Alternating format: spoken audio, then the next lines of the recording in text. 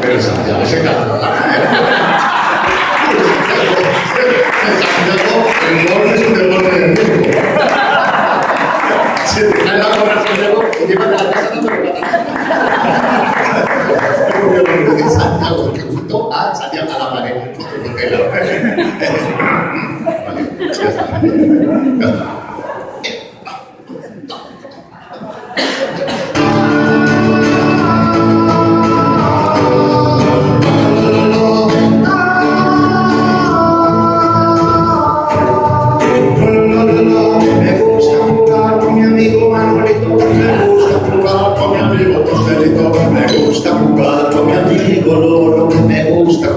Con mi amigo Sebastián.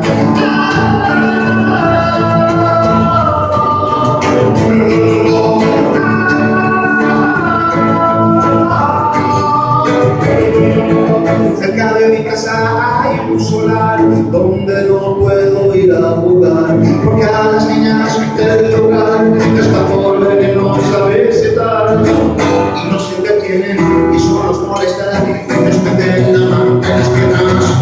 Como es un aburrido, quiero estar solas, ella amigo. Me gusta jugar con mi amigo Manolito, me gusta jugar con mi amigo Joselito, me gusta jugar con mi amigo Lolo, me gusta jugar con mi amigo Sebastián.